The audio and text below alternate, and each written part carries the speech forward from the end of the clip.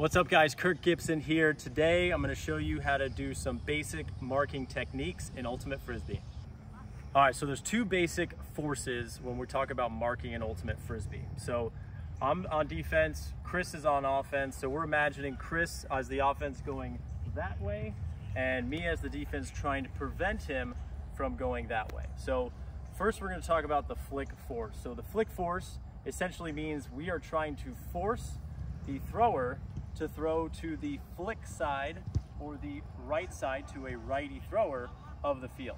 So how I'm able to do that is I'm going to line up just to Chris's left shoulder a little bit, be roughly at a 45-degree angle facing towards him. I'm almost pointing towards the back left corner of the end zone.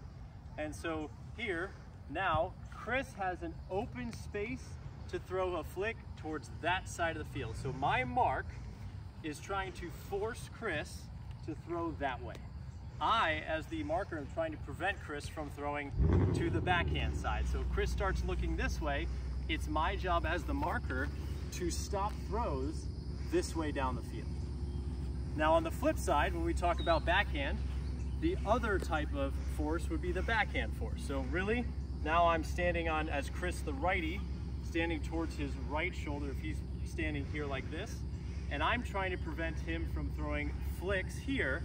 I want him to throw a backhand out to that side of the field, and I'm preventing Chris from trying to throw a flick or another throw to this side of the field. Okay, so those are the two basic forces in marking in Ultimate Frisbee. Okay, so now we're going to talk about the basic stance in Ultimate Frisbee. We'll talk about the feet first, okay? So we're going to imagine most players are righties, and generally you force flick more of the time. So we're going to go over a flick force to a righty thrower. So my basic stance is going to be, my feet are going to be greater than shoulder width apart, okay? So I'm going to have my legs probably about, a foot or two length away from my shoulders. So I'm going to have my toes, they're going to be pointed slightly out. They're not going to be perfectly straight like this. They're not going to be out like this. They're not going to be in. They're going to be almost maybe 45 degrees. I would say probably about, 20, 30 degrees. That's the right angle. And what that's going to allow you to do is your feet be able to move the easiest side to side. So I'm going to be able to move from my right side over to my left as Chris pivots. So if he goes, having my feet, my toes pointed out just a little bit is going to allow me to be able to push off with the inside balls of my feet and use the power of my heels to explode back over when Chris pivots. Okay, so now we're going to talk about the shuffle. So we've talked about how our feet will be wider than shoulder width apart, toes pointed out a little bit. And so Chris is going to slowly pivot just to demonstrate. So I'm over here, I'm set, Chris pivots over.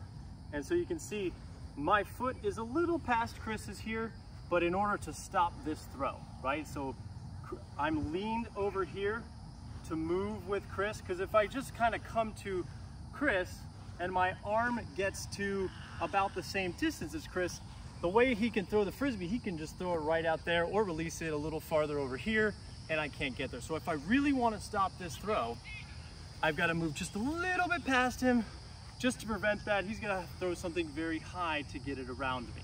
Okay, so now where we are in this position here is setting ourselves up for going back the other way. So I've leaned over here, Chris over here, and as he slowly pivots back, I'm going to be pushing off my quad and my inside of my foot, and that's going to give me the strength to come here. So it could be one shovel, it could be two, depending on how much they go, and then I'm back in the same position. So if you see, my foot is just a little bit past Chris's, and my hand is out here, right here with it. So again, I'm leaning over a little bit, but I'm not leaned over too much. This is where you get into trouble. If I lean and extend, the thrower is going to be able to much more easily get the disc around. So when we lean and when we shuffle, we want to keep our chest up. So if I'm here with Chris and he pivots, I'm here, I'm close, chest is up, and my hand is right here being able. I'm not leaned over too much because then if I pivot, I've got to have so much strength here. I've got to push all the way back and I'm going to be much slower to get there. And then just to go into a little bit more detail on that shuffle, when I'm in ready position and Chris is just kind of here in his basic position, my heels and toes are on the ground. I'm not here with my toes up kind of like this, thinking I'm ready to move. This is okay when you're doing a kind of one of those football drills. You can move your feet really quick, but I also need to be ready to go up, maybe go down a little bit. I need to be a little mobile here depending on Chris is trying to throw high or low. And then what having your heels on the ground allows you to do is push off a little harder. You're going to be pushing off again with the inside of your toe and your heel. And so as Chris pivots over, I can push off and land here. But one thing to notice, see my foot is flat on the ground, it's not like this. But when I pivot across, if you watch my feet, if Chris pivots back over, I am on my toes moving across.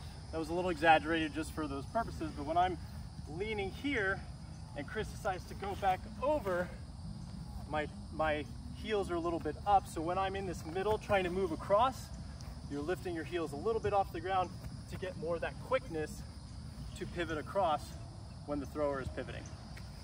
Okay, so now we're going to talk about the upper body and hand movement. So one of the things I see most with even at the elite level is people having their hands down here by their knees, okay?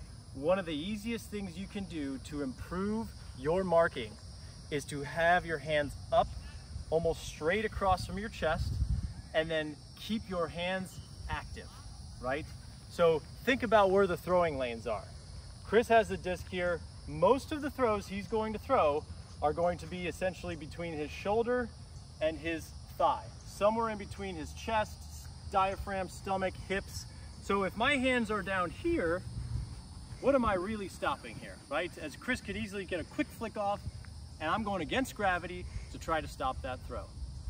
But if my hands are here and they're moving, Chris now is thinking about, okay, how am I going to get this throw off? And in 1 or 2 seconds, he's just decided, you know what, now I'm going to dump it. So instead of keeping my hands low, I see people do this sometimes, and that's usually to stop a hammer, but in general, way too low here. Keep them straight out from your body and moving. Keep it active. Where's the disc? Moving. Make it not obvious where your hand's going. You be unpredictable, and that's going to offer the most effective marking technique as a marker. Okay, so one of the biggest questions that I get around marking is, what do you do with your eyes? What are you supposed to look at when you are marking? Am I supposed to look at the Frisbee? Am I supposed to look at his chest? Am I supposed to look somewhere else? Where should I be looking? Well, what I like to do is generally look at his face, and so I can get an idea of where I'm trying to get into his head to try to figure out where he's going to throw it. So for example, if I'm looking at Chris's eyes and he's looking over to the fore side, it's probably not a good idea to stand over here and try to stop an around pass. He's not even looking, so he probably doesn't have an idea of a thrower on this side of the field. So if Chris is looking over here, I'm gonna probably shift just a little bit over in my mark. See, normally you're at about 45 degrees to his pivot foot, but if I see his eyes going over here, I'm probably gonna just shift a little bit over because I wanna put a little bit more pressure on this side. So if I'm looking at his eyes, and then let's say Chris starts, he doesn't see anything, let's say he starts looking back over here, now I see him looking almost over my shoulder, I'm gonna get into position to try to stop these throws right here. So I'm gonna then be more active and move over back here if I see his eyes going over there. So as you get more advanced in your marking, you'll be able to notice some trends, especially if you go against the same thrower often, right? So they may develop some trying to fake you out and try to look one way and throw the other, but in general, most throwers are going to look first before they throw to that area. So if you can catch a glimpse of where his eyes are, you'll be able to see a little bit more in advance where he's going. The other thing that it does is good throwers will try to throw some cute little fakes and if you start looking at the disc or even the chest, you may just go like this, and you could get kind of thrown out of balance. You could start looking in a different direction. So I would avoid looking at the disc. Keep the disc in your peripheral, but keep your eyes more in the center, following his body, matching the body movement. As I look at his head, I'm matching his body movements as best that I can. So when he pivots over, he could throw a bunch of fakes, but I'm following, I'm looking at his eyes. My chest is very close in line with his, and keeping it active, because again, his arm's not going to be able to reach too far out, farther than mine, unless he's a much taller thrower. All right, thanks for watching, guys. I hope you enjoyed this video on how to mark in Ultimate Frisbee. If you've got any ideas or thoughts or comments on what you want to see in future videos, drop them in the comments below. Thanks for watching. We'll see you guys soon.